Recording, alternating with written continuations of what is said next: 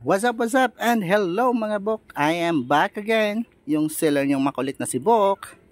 So, for today's episode natin mga bok, i-feature ko sa inyo yung dalawang klase ng durian namin dito. Dalawang klase ng durian in double rootstock. So, as you can see, ito dito, magsimula tayo dito. We will start here sa tatlo na yan. These are durian puyat variety. So, yan po ang dahon ng puyat variety. Pasensyahan nyo lang mga bok kasi wala akong cameraman. So, ako lang din yung sasalita, ako lang din yung nag-video. So, yan. Yan po ang dahon ng puyat na durian. So, kita nyo mga bok, sobrang lago na po. Lalago na yan. Dahil yan po ang advantage ng double rootstock. So once again mga bok, take note sa lahat po ng clients namin na nakabili. Lahat po below ng grafted portion o yun yung part. Halimbawa ito yung tumubo, dapat tanggalin yan. Okay? Tatanggalin yan. Yan. So fully union na sila mga bok ha. Fully union na yan. So once again, this is puyat durian. So kita nyo nga mga buka, papaliwanag ko. Ito po yung dahon ng puyat na durian. Malapad. Tapos papointed dito, pakonti. Yan, malapad. Ito, ayan. Malapad. Dito naman tayo, lipat tayo. Ayan. Malapad siya, malaki. Tapos papointed. Yan. So yan po ang durian puyat. Ayan. Around lang natin.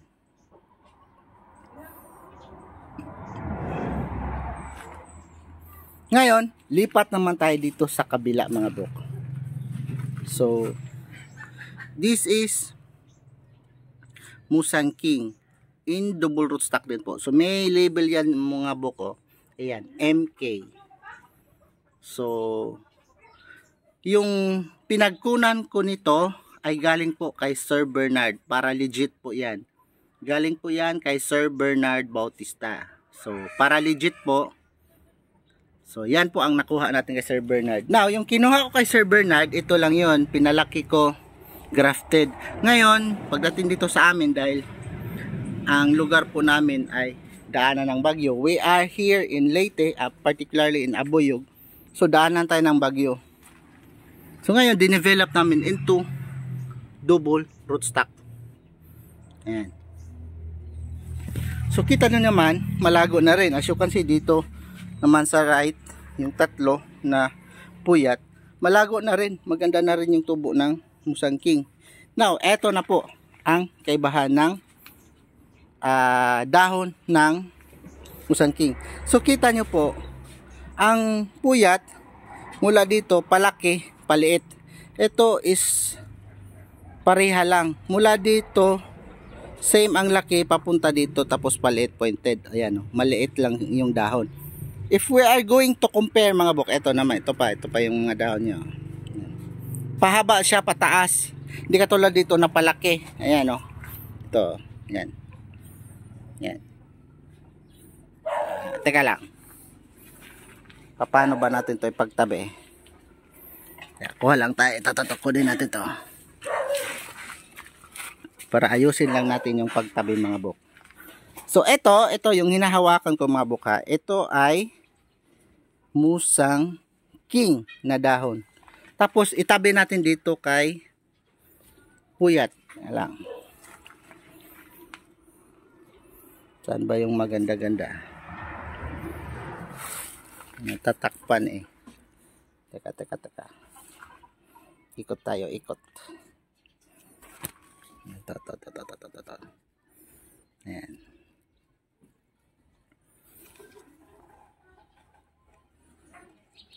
So, yung sa baba, ito yung hinahawakan ko. Once again, ito yung Musang King na dahon. So, kita nyo naman ang kaibahan. Pahaba talaga siya. Maliit na pahaba. Pointed pa rin yung dulo niya. Ito. pointed pa rin naman. Pero kita nyo dyan, maliit. Now, dito naman sa puyat, ayan, oh, malapad. Malapad, oh. So, pagtabi na lang natin, oh. Ayan. Ayan. On my right, yan, yung sa right natin ay puyat yan. Ito naman is musangking. So, yan yung kaibahan nila. Maliit yung sa left ko, musangking, maliit yung dahon. Ito naman ay palaki. Ayan, oh, malapad, oh. Ayan.